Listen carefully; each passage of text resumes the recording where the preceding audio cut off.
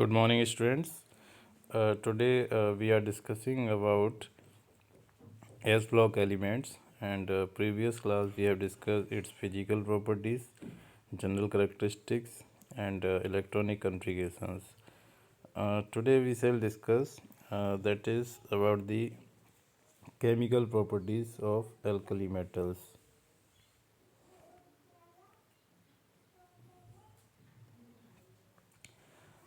First property is reaction with air. All alkali metals reacts with air. Air means oxygen. सभी oxygen के साथ react करती हैं और इनकी जो रिएक्टिविटी है वो डिफरेंट टाइप्स के कंपाउंड बनाती है. इसमें ऑक्साइड भी बनते हैं, हाइड्रोक्साइड भी बनते हैं, और एक ही एलिमेंट डिफरेंट टाइप के ऑक्साइड भी बना सकता है, या डिफरेंट एलिमेंट हैं वो डिफरेंट काइंड्स के ऑक्साइड बना सकते हैं. जैसे लिथियम है, लिथियम ऑक्साइड बना रहा है Li+O2, जब इसको हम हीट कर रहे हैं तो ये क्या बना रहा है Li2O. ऐसे ही सोडियम है, वो ऑक्सीजन के साथ रिएक्ट करके, है ना, ये क्या बना रहा है, इट इज़ Na2O.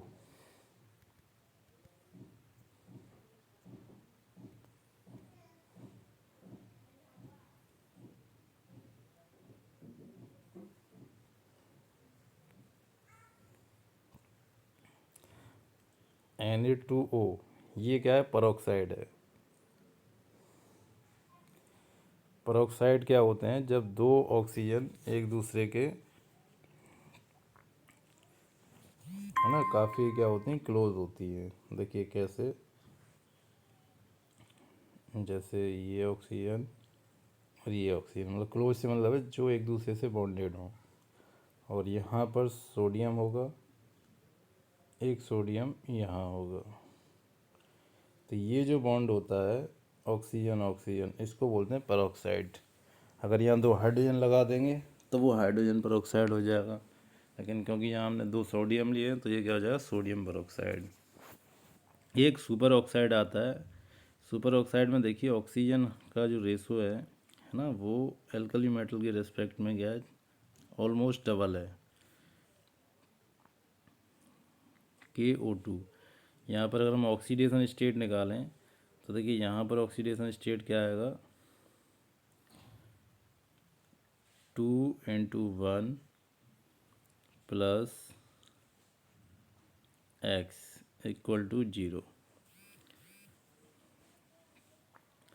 2 को उधर ले जाएंगे तो x = क्या आ गया, -2. यानी इसमें जो ऑक्सीडेशन स्टेट है वो हमारी क्या है, -2 है. अब हम बात करेंगे परऑक्साइड में ऑक्सीडेशन स्टेट क्या होगी.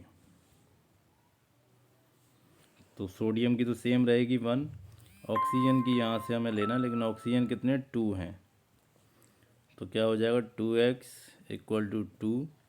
तो x = 2/2, 1 हो गई. यहाँ पर ऑक्सीडेशन स्टेट क्या हो जाएगी, -1, और यहाँ कितनी थी, -2. इसी तरीके से हम इसके लिए चेक कर सकते हैं KO2. तो KO2 क्या है, पोटेशियम है ना, पोटेशियम 1 + 2x = 0. पोटेशियम की ऑक्सीजन स्टेट 1, ऑक्सीजन की हमें निकालनी है, x मान लिया क्योंकि 2 ऑक्सीजन है, 2 हो गया.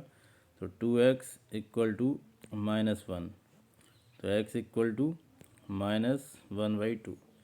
तो हम यहाँ देख सकते हैं सभी में जो ऑक्सीडेशन स्टेट है वो अलग अलग है. यहाँ पर कितनी थी, -2, यहाँ कितनी है, -1. सुपर ऑक्साइड में कितनी होती है, -1/2.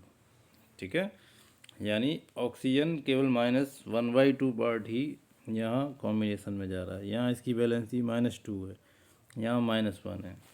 तो ये हमें यहाँ पर ध्यान देना है कि जो ऑक्सीजन है वो डिफरेंट डिफरेंट टाइप से क्या करती है, रिएक्ट करती है.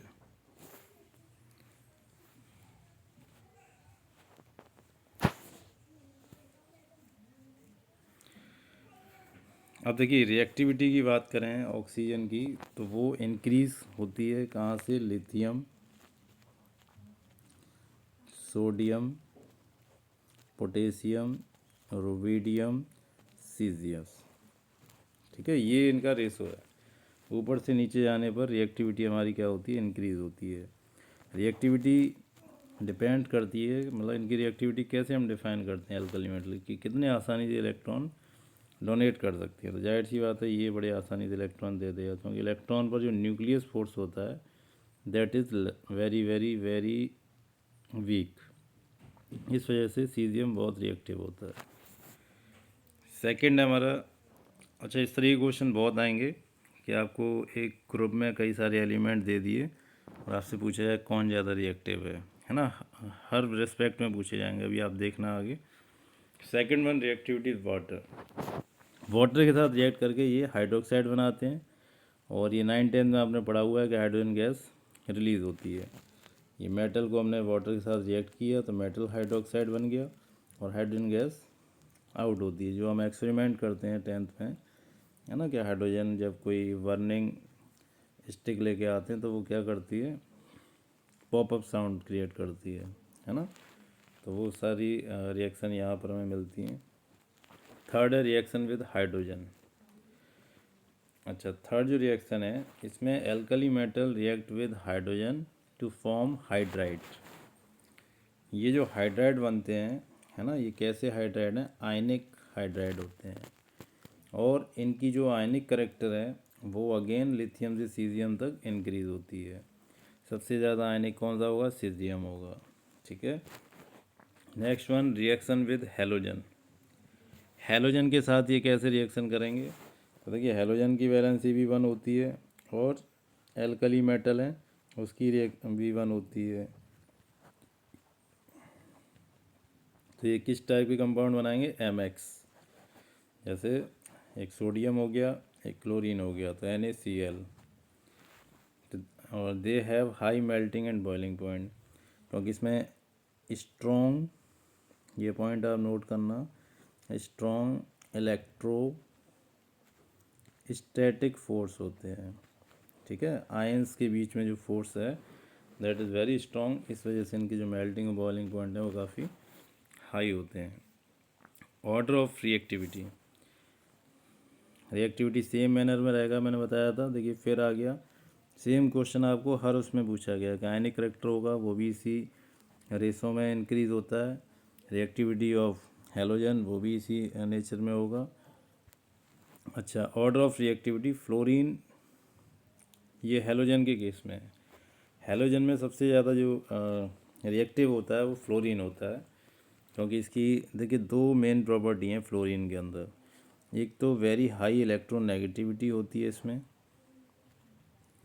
इलेक्ट्रोनेगेटिविटी क्या है, इलेक्ट्रॉन को अट्रैक्ट करने की कैपेबिलिटी।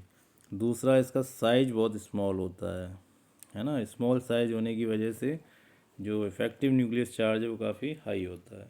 ठीक है, नॉन मेटल्स में जो रिएक्टिविटी है वो ऊपर की तरफ बढ़ती है, और मेटल्स में रिएक्टिविटी नीचे की तरफ बढ़ती है, टॉप टू बॉटम। ये आप याद रखना, किसमें, मेटल में। और नॉन मेटल में बॉटम टू टॉप। तो ये नॉन मेटल्स हैं, और मेटल में इसका अपोजिट था लिथियम से। देखिए ये मेटल्स हैं और ये हमारी हेलोजन नॉन मेटल्स हैं। इसमें जो रिएक्टिविटी ऑर्डर है नीचे से ऊपर है, इसमें ऊपर से नीचे है। अब देखिए रिड्यूसिंग नेचर की हम बात करें तो रिड्यूसिंग एजेंट वो होते हैं जो आसानी से ऑक्सीडाइज हो जाएं, मीन्स जो आसानी से इलेक्ट्रॉन को लूज़ कर दें। और हमें पता है ये मेटल्स हैं, तो मेटल क्या करती हैं, आसानी से इलेक्ट्रॉन्स को लूज़ कर देती हैं। इसमें लूज़ करने की टेंडेंसी इस ऑर्डर में होती है, सोडियम में होती है, सोडियम से ज़्यादा पोटेशियम में, पोटेशियम से ज़्यादा रुबिडियम में, और रुबिडियम से ज़्यादा सीजियम में, और उससे भी ज़्यादा लिथियम की। Lithium is the strongest while sodium is the least powerful. इसका रीज़न क्या है कि जो इलेक्ट्रोड पोटेंशियल है E0 वो लिथियम का क्या है, लोएस्ट होता है। So lithium is the strongest reducing agent.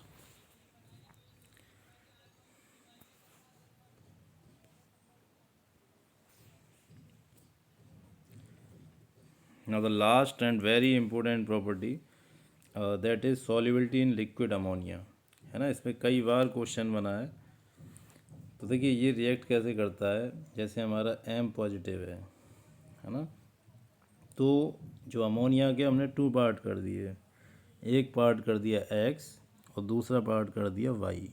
क्या किया हमने, जैसे मान के चलिए अमोनिया हमने लिया 5 पार्ट, तो इसको हमने 2 पार्ट्स में डिवाइड कर दिया, 2 और 3, ये हो गया X और ये हो गया Y। तो इसको लिख सकते हैं X + Y NH3। अब क्या होता है, जो X वाला पार्ट है वो तो मेटल के साथ रिएक्ट करता है, देखिए MnH3X है ना, और मेटल के पास भी 2 पार्ट हैं, एक उसका क्या होगा, आयन होगा, और एक उसके पास इलेक्ट्रॉन होगा, है ना। ये एक इलेक्ट्रॉन दे करके तभी तो आयन में कन्वर्ट होता है।